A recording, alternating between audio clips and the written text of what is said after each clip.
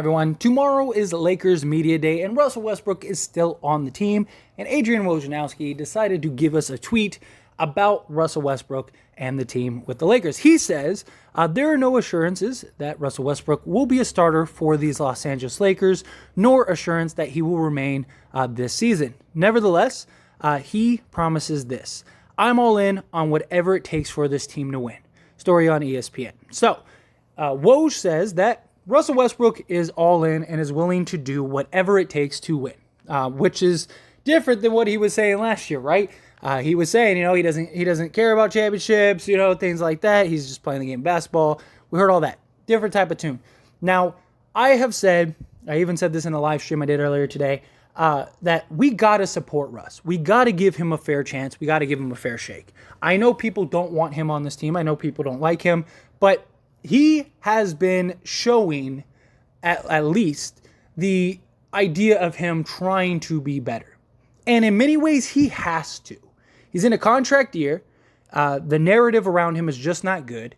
He's got to be the best version and show that he's willing to compromise and do whatever it takes to win, to be part of the team rather than being the guy to go all in. So he's in a position to where he has to.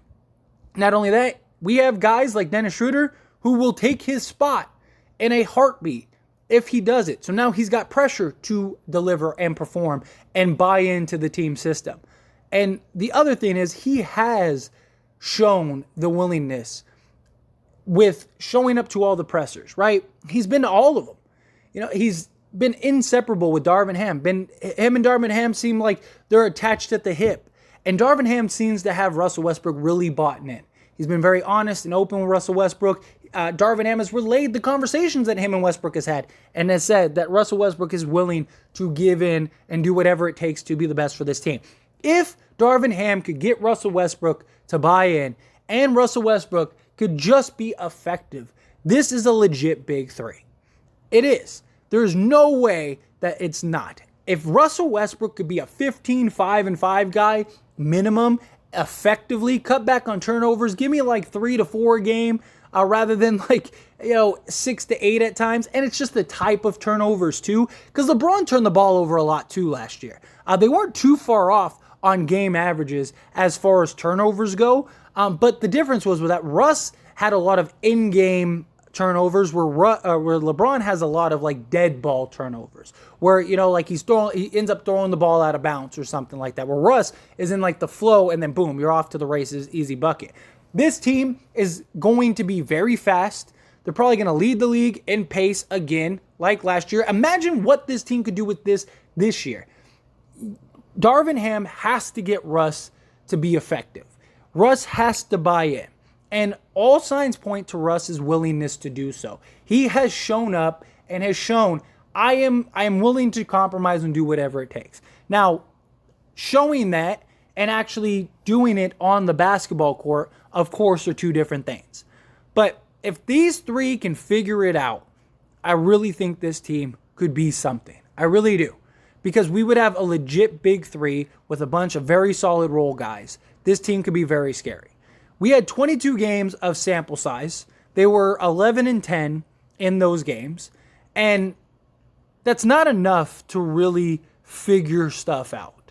It's a decent sample size, but it's not enough to know what this team could really be.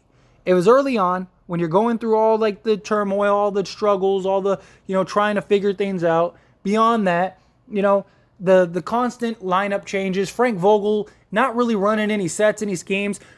At the start of the year, these three had an 80%, 90% play that just never got ran again. The LeBron, AD pick and roll, they ran it 9 straight times and scored 8 and 9 times. And then Frank Vogel just didn't do it again till 4 months later. That's not, why? It makes no sense. Frank Vogel did no favors. The offense was an absolute mess last season, and we still scored 114 points per game. Now, I believe Darvin Ham is going to have a much better system in place on the offensive and defensive side. If we can be a top 5 to 7 defense, I think we could be very good. Very good.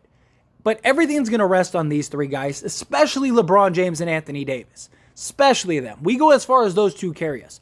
But if Russell Westbrook can just buy in and do the things that are needed from him. He's never going to be a lockdown defender, but can he at least try and be serviceable? He's always been great at stealing the ball. He has a real nose for the ball. He has a real, he's great at disrupting passing lanes and stuff like that. He really has a good feel. And he is so athletic and so quick that he's able to get to points and spots. That's why Darvin Ham believes he could be so good defensively.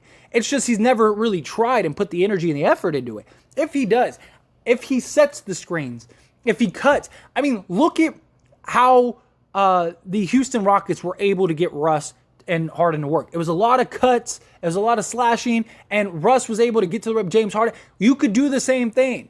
You could basically do a little bit of everything that Russ has been successful at and kind of implement it all into various play schemes. I don't think Russ plays a lot with LeBron James. I think they start because you need them to kind of get the minutes in. You need to kind of have the big three kind of get the reps in and figure it out. But I think a majority of it, I think at the 5 to 6 minute mark, I think LeBron James comes out of the game, and I think it's the Russell Westbrook show. And I believe that if you give Russ 5 to 6 minute increments to just go be Russell Westbrook, just let him do his thing.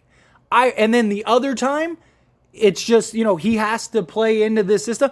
I really believe Russ could give you 15 to 20 points per game, night in and night out. The guy averaged 18, 7, and 7 on a terrible season, terrible efficiency, just was an absolute mess and disaster, and still give you 18, 7, and 7.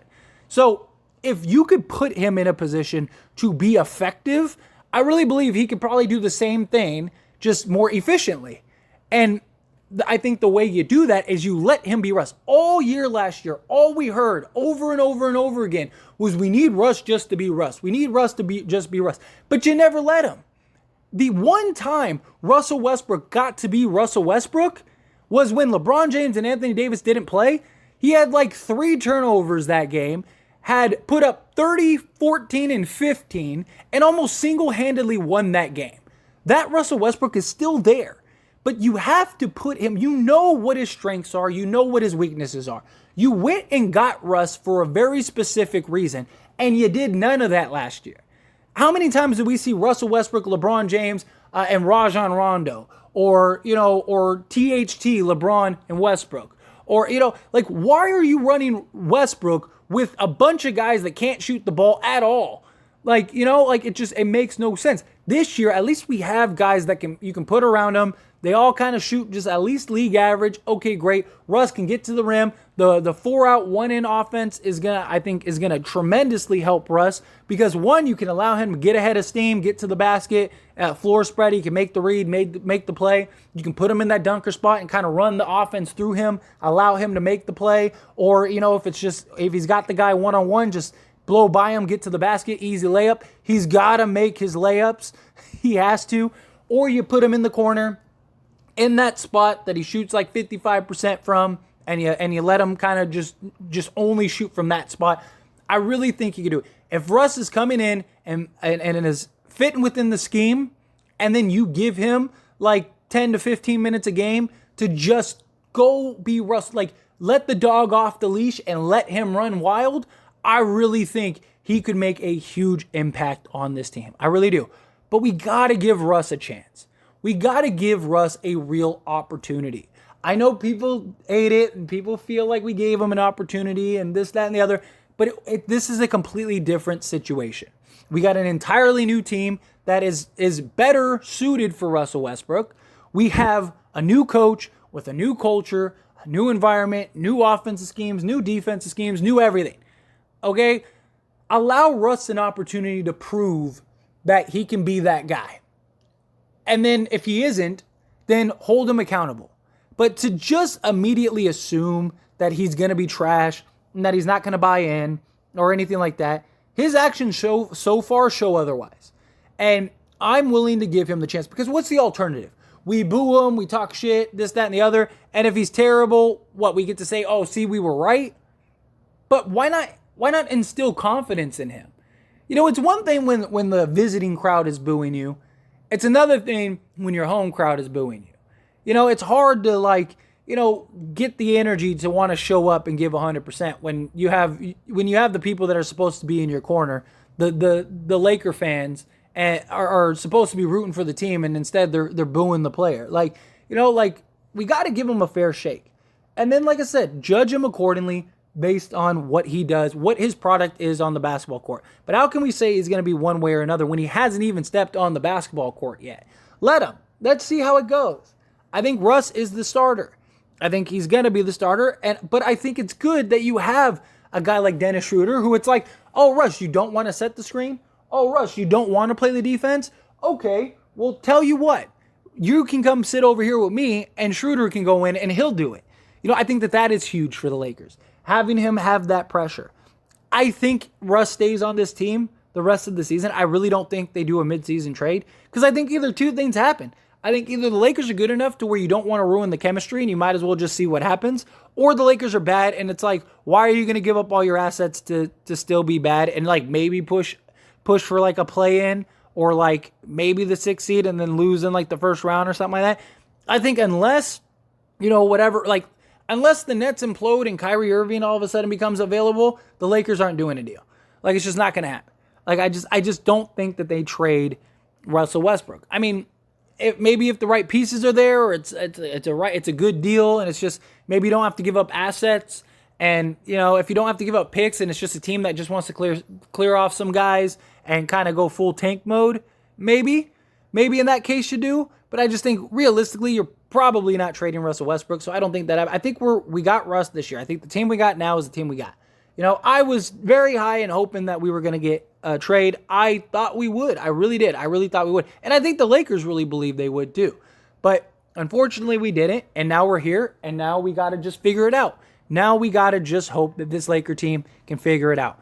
But anyway, as always, this is a discussion, so I pass the question on to you. Let me know your thoughts and opinions down in the comment section below. What do you think about Woj's tweet? What do you think of this information? What do you think about Russ? How do you think this season's going to go? Are you excited for Media Day? We got a ton of stuff to talk about tomorrow. I cannot wait. Let me know how you... Quick little shameless plug, everyone. If you enjoy my videos and commentary here on this channel, As It Stands Lakers, then check out the link down in the description below and go subscribe to As It Stands. Believe it or not, As It Stands was the first channel. If it wasn't for that channel, this channel would never have existed. Because of the success of that channel, it led me to want to create this Lakers channel. So do me a huge solid. If you're not subscribed over there, go check that out. Go subscribe over there. I talk all things sports, all teams, things like that, not just the Lakers. So if you just enjoy my commentary and want to hear me talk about other things, or you just, are a fan of other sports and other teams, go check that out. I promise you will not be disappointed. That being said, hit that like button. Helps me out a lot. Lets me know you enjoy these types of videos, and I truly appreciate it. If you're not subscribed to the channel, hit that subscribe button, followed by the bell notification. Stay up to date with all things sports. Join this wonderful community and all of our discussions. I'll see you all in the next one. Thank you.